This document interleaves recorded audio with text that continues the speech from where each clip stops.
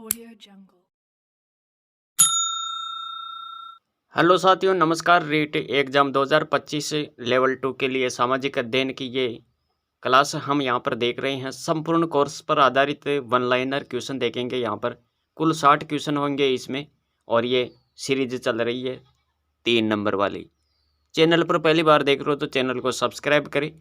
प्रत्येक क्वेश्चन को आप बड़े ध्यान से देखिएगा। क्वेश्चन मैंने पिछली प्रतियोगी परीक्षाओं में आए हुए क्वेश्चन लिए हैं। यहाँ पर कुल 60 क्वेश्चन है, सभी को देखना।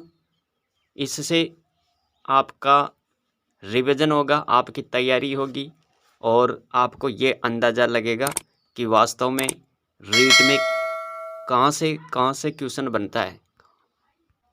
दोस्तों, अगर आप इन 60 क्वेश्चन को देख लेते हैं तो आपको ये अंदाज़ा हो जाएगा कि रीट में क्वेश्चन कहाँ से बन रहा है।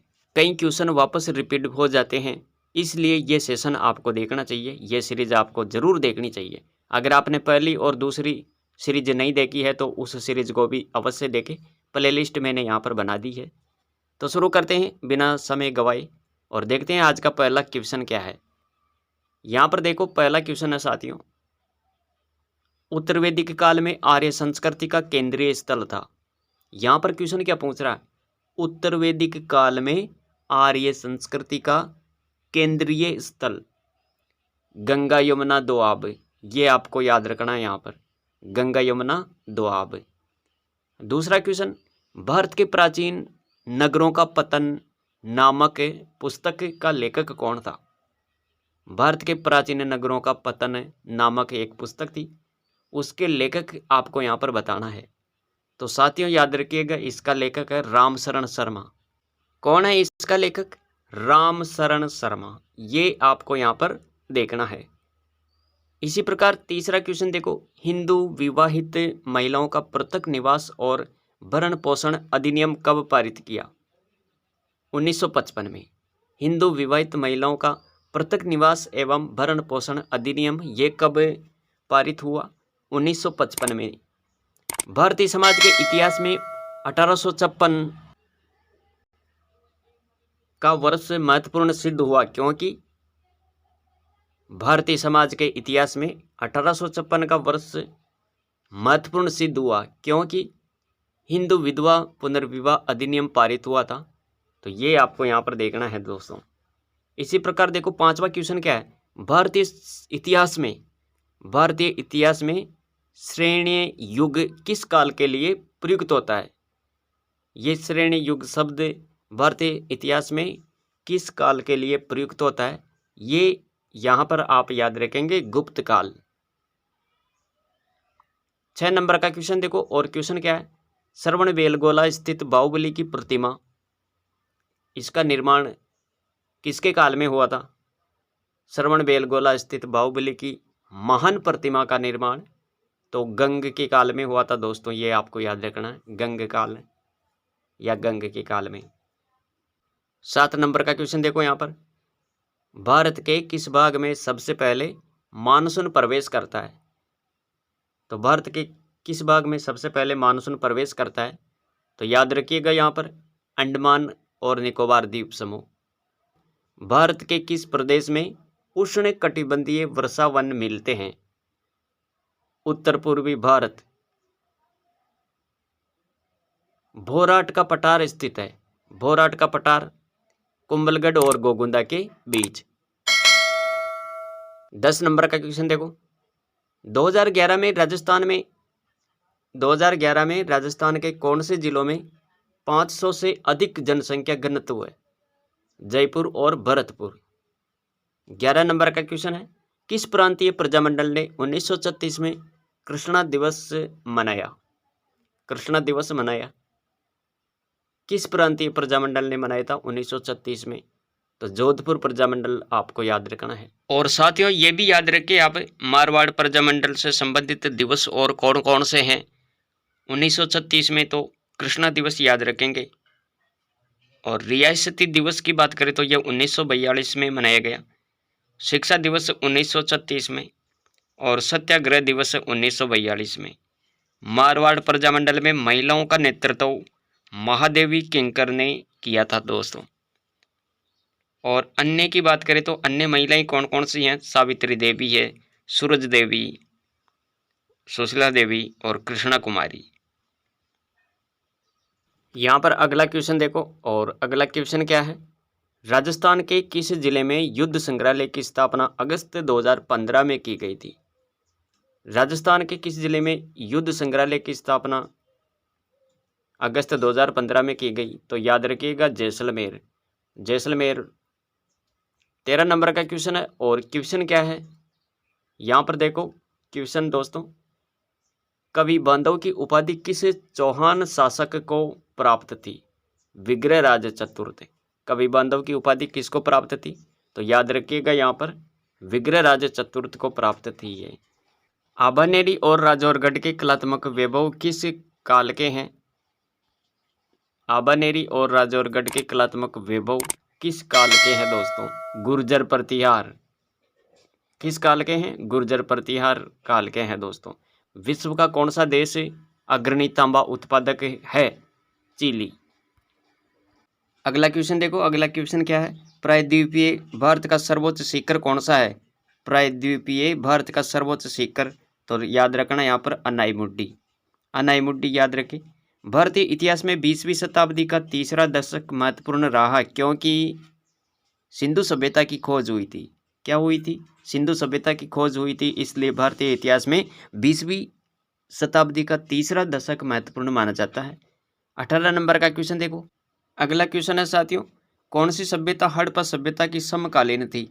वह सभ्यता जो हड़प्पा सभ्यता की समकालीन थी, मिस्र सभ्यता याद रखना यहाँ पर।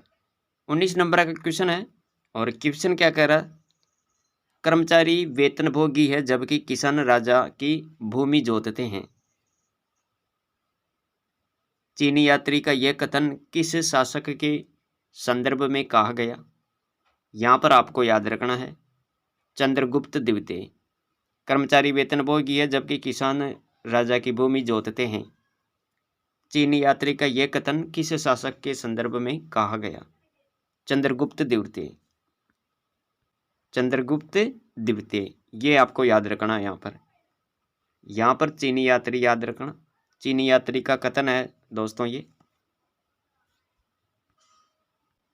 क्वेश्चन देखो यहाँ पर, किस चोल शासक ने पल्लवों को हराकर कांची पर अधिकार कर लिया था? आदित्य प्रथम। दक्षिण भारत के किस राजवंश ने राज्य को राष्ट्रकूटम तथा ग्राम में विभाजित किया? दक्षिण भारत के किस राजवंश ने राज्य को राष्ट्रकूटम तथा ग्राम में विभाजित किया? पल्लव। पल्लव राजवंश के बारे में आपको याद रखना है। अगला क्वेश्चन है, किस राजवंश के समय कनेरी विश्वविद्यालय प्रसिद्ध हुआ? राष्ट्रकूट। क्वेश्चन है 23 नंबर का, रामपुरवा का वृषभ शीर्ष वाला अशोक स्तंभ किस राज्य से संबंधित है? बिहार। किस राज्य से संबंधित है? अरे बिहार राज्य से संबंधित है दोस्तों। 24 नंबर का क्वेश्चन है, कबीर नानक निम्बार्क दादू में से कौन सगुण भक्ति का प्रचारक संत था? निम्बार्क। कौन था? निम्बार्क।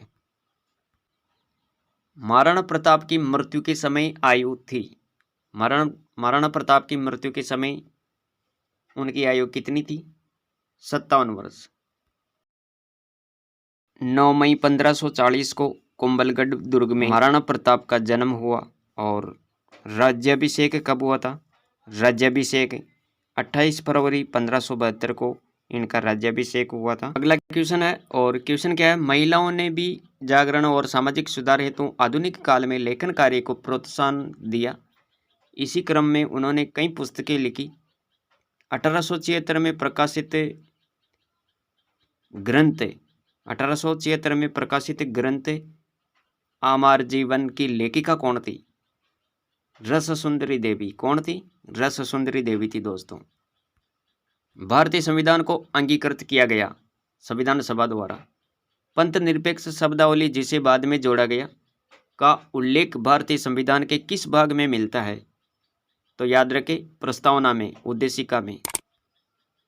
29 नंबर का क्वेश्चन है, बालकों के अधिकार बिल 1992 कौन सा अनुच्छेद यह कहता है मुझे मेरे अधिकारों को जानने का अधिकार है? अनुच्छेद 42 याद रखना यहाँ पर।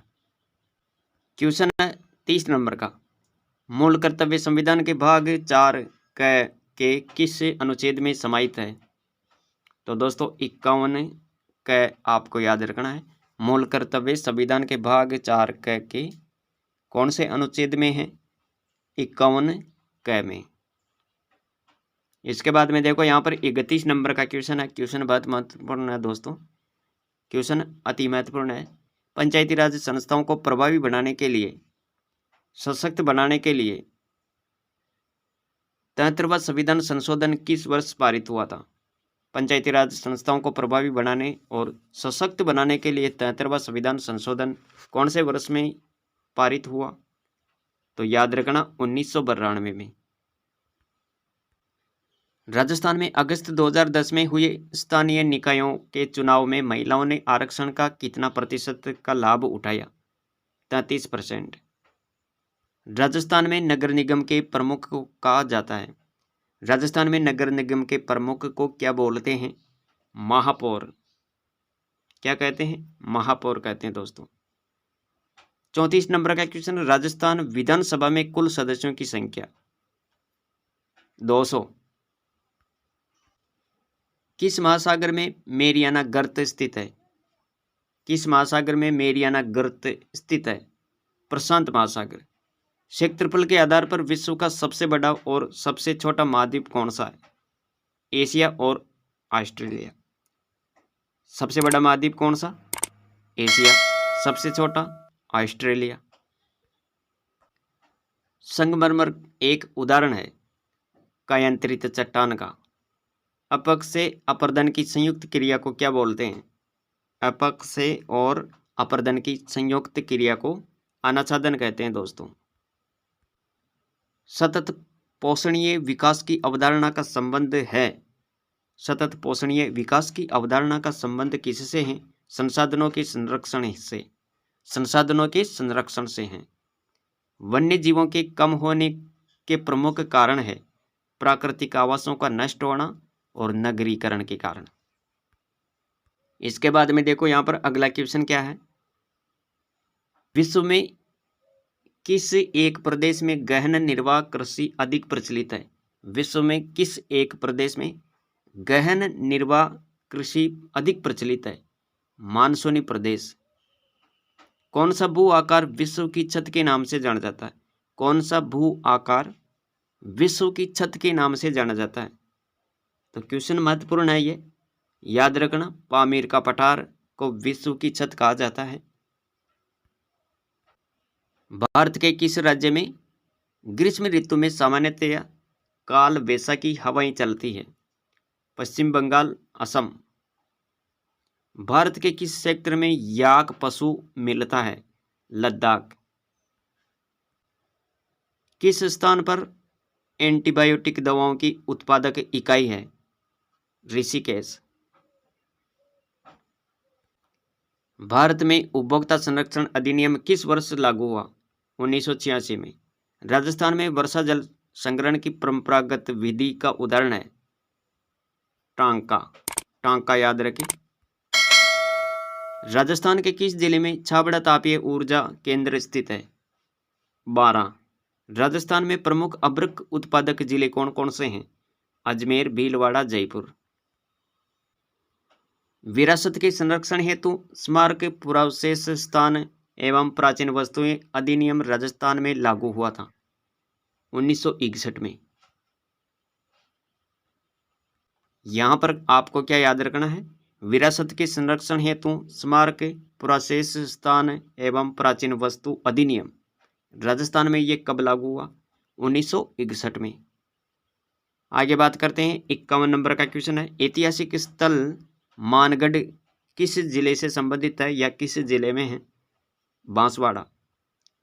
सामाजिक विज्ञान अध्ययन की आवश्यकता है? तो याद रखें यहाँ पर सामाजिक सांस्कृतिक संरचना और उसके पर्यावरण के संबंध में समझने के लिए। 53 नंबर का क्वेश्चन क्या कह रहा है, क्वेश्चन है, सामाजिक विज्ञान की नवीन संकल्पना कौन सी है? सामाजिक विज्ञान की नवीन संकल्पना की बात हो रही है। तो दोस्तों याद रखें, यहाँ पर मानवीय संबंधों का अध्ययन एवं समाज को श्रेष्ठ बनाना। सामाजिक विज्ञान कक्षा कक्ष की प्रमुख आवश्यकता क्या है? सामाजिक विज्ञान कक्षा कक्ष की जो प्रमुख आवश्यकता है वो क्या है? स्थिति, बनावट एवं स्थान, प्रदर्शन की सुविधा। 55 नंबर का क्वेश्चन है, सामाजिक विज्ञान में कक्षा कक्ष प्रक्रिया विकसित करने में सहायक होता है। क्या सहायक होता है? तो ये आपको याद रखना, यहाँ पर ज्ञान, कुशलता, अभिव्यक्ति। सामाजिक विज्ञान में कक्षा कक्ष प्रक्रिया विकसित करने में सहायक होता है ज्ञान, कुशलता, अभिव्यक्ति आदि। कौन सा एक सामाजिक विज्ञान में मूल्यांकन का मुख्य उद्देश्य है? छात्रों के ज्ञान की जांच। छात्रों के ज्ञान की जांच। 57 नंबर का क्वेश्चन, अच्छे मूल्यांकन की विशेषता। अच्छे मूल्यांकन की विशेषता क्या हो सकती है? वैधता, विश्वसनीयता, निदानात्मकता। तो ये अच्छे मूल्यांकन की विशेषता है दोस्तों। यहाँ पर है, सामाजिक विज्ञान के क्षेत्रीय भ्रमण उपयोगी होता है। सामाजिक विज्ञान के क्षेत्रीय भ्रमण उपयोगी होते हैं। क्यों उपयोगी होते हैं, किसके लिए उपयोगी होते हैं, ये आपको यहाँ पर देखना है। तो याद रखें, यहाँ पर आनुभविक साक्ष्य के लिए उपयोगी होती है। सामाजिक विज्ञान के क्षेत्रीय भ्रमण उपयोगी होते हैं आनुभविक साक्ष्य के लिए। सामाजिक विज्ञान में किस प्रकार की शिक्षण सामग्री सबसे उपयोगी होती है? तो सामाजिक विज्ञान में किस प्रकार की शिक्षण सामग्री सबसे उपयोगी होती है? तो दृश्य सर्वे सामग्री याद रखना। यहाँ पर आज की सीरीज का ये लास्ट क्वेश्चन है, गीता है। गीता क्या है? तो महाभारत का एक भाग है गीता। ये आपको यहाँ पर देखना है। तो दोस्तों ये थे आज के महत्वपूर्ण 60 क्वेश्चन, मॉडल पेपर के क्वेश्चन है ये। सामाजिक अध्ययन से संबंधित क्वेश्चन जितनी भी प्रतियोगी परीक्षाएं हुई है, रीट, टेट, सी टेट, उन सब के ये क्वेश्चन है दोस्तों हिंदी की क्लासें भी हमने शुरू कर दी है। अगर आपका अच्छा रिस्पॉन्स रहा तो हम लगातार करेंगे हिंदी की क्लासें। मिलते हैं अगली वीडियो में, अगले सेशन में। आज के लिए इतना ही। Thanks for watching.